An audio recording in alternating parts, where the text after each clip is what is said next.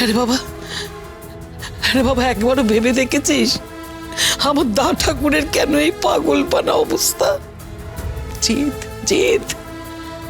তুই শুধু নিজের জেদ বজায় রাখতে আমার বড় নাথ বউটাকে বাড়ির থেকে বিনা দোষে তাড়িয়ে দিলি। এক বুক দুঃখ নিয়ে মেয়েটা কোথায় হারিয়ে গেল, নিজেকে শেষ করে দিল কিনা আমরা কিচ্ছু জানতে পারলাম না। আর তোর ভয় আমার দাদা ঠাকুর একেবারে চুপ করে মুখ বুজে রইল। সেদিন ওই ঝড় জলের রাতে যদি দা ঠাকুর ওইভাবে ছিটকে বেরিয়ে না যেত, তাহলে কি আজকের এই দিনটা দেখতে হতো? বল, তুই কি এর জন্য নিজেকে দায়ী করিস না?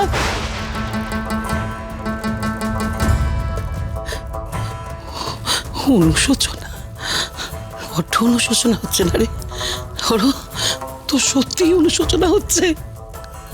সত্যি তোর অনুশোচনা হচ্ছে? ক্ষমা চা, ক্ষমা চা, ক্ষমা চা, ক্ষমা চা। ওরে ভগবানের কাছে ক্ষমা চা, একমাত্র ঈশ্বরই পারেন, একমাত্র ঈশ্বরই পারেন তোকে ক্ষমা করে আবার সব কিছু আমাদের ফিরিয়ে দিতে।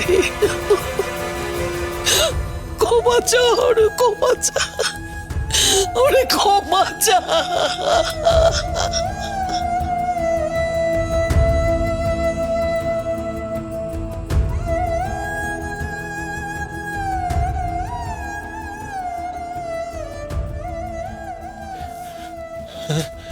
হ্যাঁ হ্যাঁ হ্যাঁ হ্যাঁ পিসিমা, পিসিমা তুমি বোধহয় ঠিকই বলেছ। আমি বোধহয় একটু বেশি অধিকার বোধ দেখিয়ে ফেলেছি ব্রজর ওপর। ব্রজর মনটা বুঝতেই চাইনি। ও আমাকে শ্রদ্ধা করে, ভালোবাসে, তাই কোনো বিরুদ্ধাচরণ করেনি। কিন্তু ব্রজ তো আমারই সন্তান, তো আমার সন্তান, আমার মতোই তোর জেদ। ব্রজ জানে যে ওকে ছাড়া আমার জীবন অন্ধকার, তাই বোধহয় ও আমাকে এত বড় একটা শাস্তি দিচ্ছে। না না না, আমি এ ভুল আর কোনোদিন করবো না, কোনোদিন করবো না। আমি কোনোদিন ব্রজর মনের বিরুদ্ধে আর কোনো কাজ করবো না, আমি কথা দিচ্ছি। হে ঈশ্বর, তুমি শুধু আমার ছেলেটাকে ভালো করে দাও।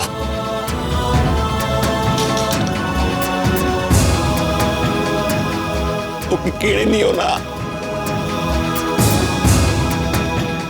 ভালো করে দাও ঠাকুর।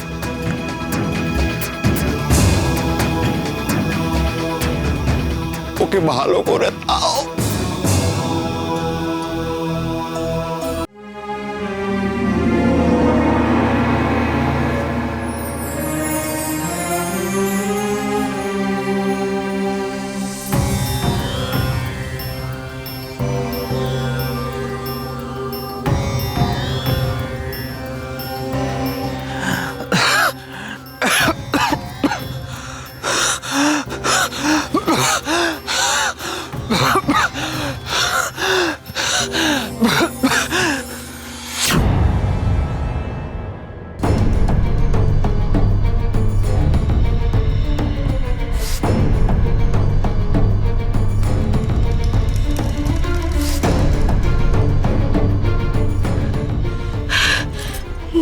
যাক বাবা, বেঁচে আছে, শ্বাস পড়ছে, বুকটা ধুকপুক করছে। কিন্তু ওই মেয়ে এখন এলো না কেন? তাহলে এখানে জড়িবুটি পেল না?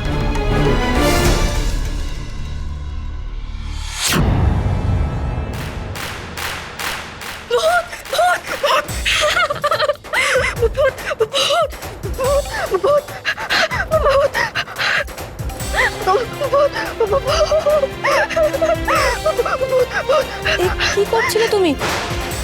কোন আক্কেলে তুমি ঘরে ধোয়া দিলে? তোমায় না বলেছিলাম ঘরের বাইরে ধোয়া দেবে, ঘরের ভেতরে নয়? তুমি দেখছি একটা বিপদ না ঘটিয়ে ছাড়বে না। ভুল হয়ে গেছে, তোমার কথাটা আমার একেবারে মনে ছিল না।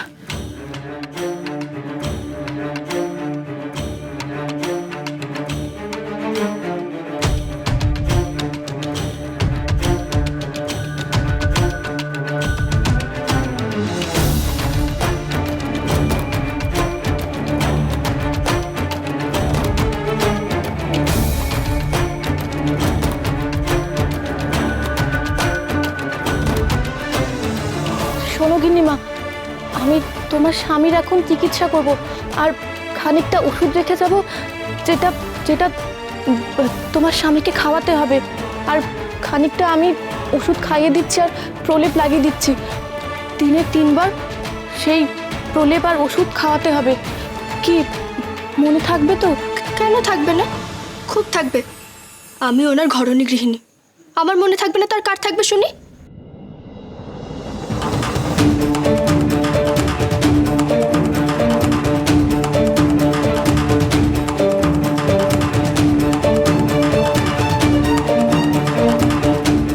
ঠিক আছে, তুমি এখন ঘরের বাইরে যাও, আর খেয়াল রেখো আমি যতক্ষণ চিকিৎসা করছি কেউ যেন ঘরের ভেতরে না ঢোকে। ঠিক আছে, যাচ্ছি। আমি বাইরে গিয়ে এমন ভান করব যে আমি কীর্তনের সুরে বিভোর। আসলে আমি আড়াল থেকে দেখব যে কেউ এদিকে আসছে কিনা।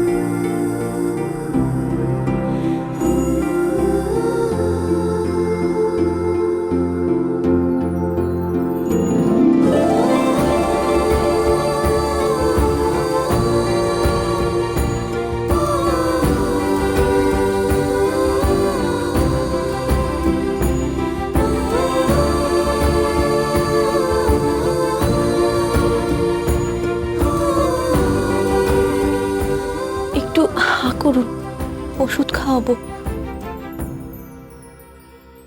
না বলবেন না, কাঁচা হলুদ, যষ্টি মধু আর জড়িবুটি দিয়ে এই এই ওষুধটা বানানো হয়েছে। এটা খেলে আপনি একদম সুস্থ হয়ে যাবেন। খেয়ে নিন, আমার কথা শুনুন, আমার উপর একটু ভরসা রাখুন।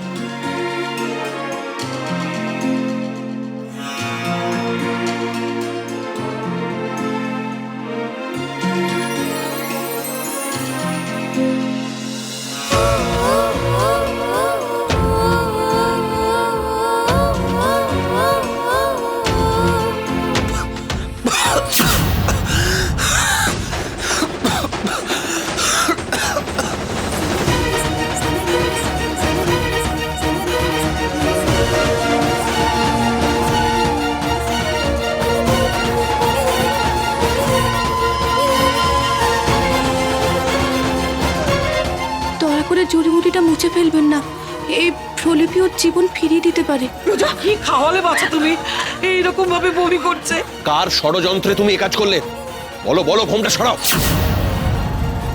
আমার ছেলের কিছু হলে তোমাকে আমি এখানে জ্যান্ত পুঁতে ফেলবো।